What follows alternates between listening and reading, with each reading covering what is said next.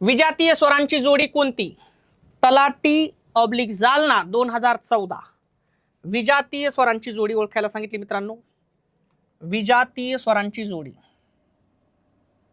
विजातीय स्वरांची जोडी कोणती म्हणते. ओके, विजातीय स्वरांची जोडी कोणती? आता लक्ष द्या मित्रांनो, सजातीय आणि विजातीय असे स्वरांचे उच्चार स्थानानुसार दोन प्रकार पडतात. मग मित्रांनो, ह्या अचं उच्चार स्थान कंठातून आहे, या अचं उच्चार स्थान कंठातून आहे आणि आचं उच्चार स्थान कंठातून आहे. दोघही कंठेवर नाहीत,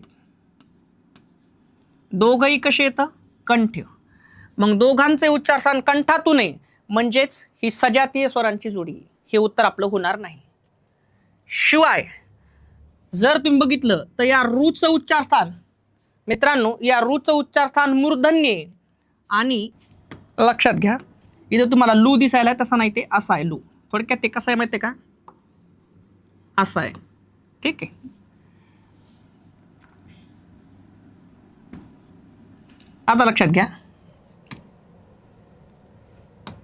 या रूचं उच्चार स्थान कसं आहे? मूर्धन्य आहे मित्रांनो.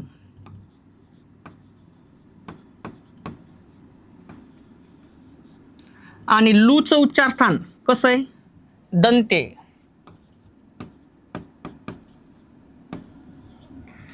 मग ज्या दोन स्वरांचं उच्चार स्थान वेगळं असतंय त्यांना काय म्हणतात? विजातीय स्वर. म्हणजे ऑप्शन नंबर बी आपल्याला सापडले. विजातीय स्वरांची जोडी कोणती म्हणते? आणि मग हीच विजातीय स्वरांची जोडी आहे. रूचं उच्चार स्थान मूर्धन्य आणि लूचं आहे दंत्य. ओके. त्यानंतर जर आपण पाहिलं तर या ईचं उच्चार स्थान तालव्य आणि ईचं उच्चार स्थान तालव्य दोघांचं सारखं आहे म्हणून दोघं सजातीय आहेत. या ऊचं उच्चार स्थान ओष्ठे आणि या ऊचं उच्चार स्थान ओष्ठे. कसं आहे? ओष्ठ्य. म्हणून सजातीय आहेत. मग दोन स्वरांचं उच्चार स्थान समान आहे, ओष्ठ्यच आहे म्हणून सजातीय. दोन स्वरांचं उच्चार स्थान समान आहे, तालव्य म्हणून सजातीय आहे. दोन स्वरांचं उच्चार स्थान समान आहे, कंठ्य म्हणून सजातीय आहे. पण या दोन स्वरांचं उच्चार स्थान समान नाही, रूचं मूर्धन्य लूचं दंत्य आणि वेगवेगळं आहे म्हणून कोण आहे मित्रांनो? विजातीय. ओके.